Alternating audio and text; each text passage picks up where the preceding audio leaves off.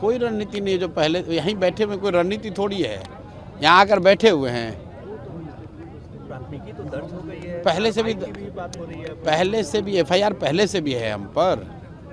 तो पहली प्राथमिकी जो दर्ज हुई थी उससे इसमें क्या अलग है? पहली बार भी यही बात कही गई थी।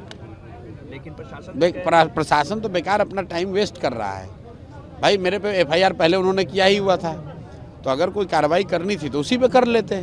अब दोबारा किया है, फिर आके कर ले कार्रवाई, उससे क्या हो जाएगा? कार्रवाई करोगे फिर 2 दिन के बाद फिर बैठ जाऊंगा। कहा जा रहा है कि ये जगह धरना प्रदर्शन का नहीं है और यहाँ पे बैठ नहीं सकते। किसने कहा ये बात? ये कानून किसने बनाया है?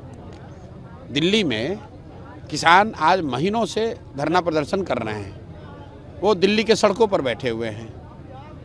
उनको केंद्र सरकार ने परमिशन दिया है कि दिल्ली सरकार ने परमिशन दिया है, या आप ये कह रहे हैं बिहार के अधिकारी की दिल्ली की सरकार को कोई समझ नहीं है?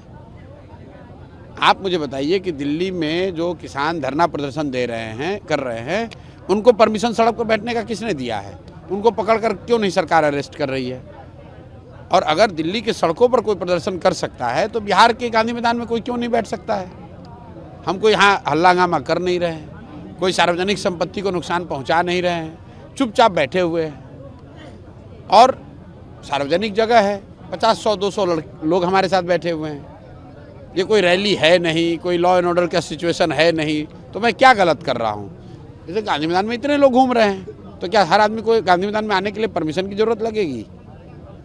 लेकिन मुद्दा तो बीपीएससी का है ना भाई, मुद्दा तो बिहार के युवाओं का है, खाली बीपीएससी का क्यों है? मुद्दा तो हमने लिख कर दिया है, आप देख लीजिए।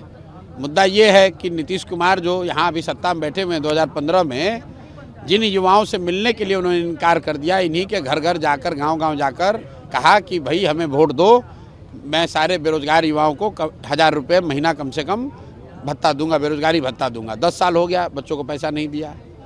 मुद्दा ये है कि पिछले 10 बरस में जितनी बार पेपर लीक हुआ, सरकार ने बड़ी बड़ी बात कही, लेकिन आज तक कोई शिक्षा माफिया गिरफ्तार नहीं हुआ। आज तक पेपर लीक मामले में किसी को सज़ा नहीं हुई, कोई दोषी अधिकारी पर कार्रवाई नहीं हुई। मुद्दा ये है कि बिहार में डोमिसाइल लागू नहीं होने की वजह से 50% से ज़्यादा नौकरी जो है वो बिहार से बाहर के युवाओं को मिल रहा है।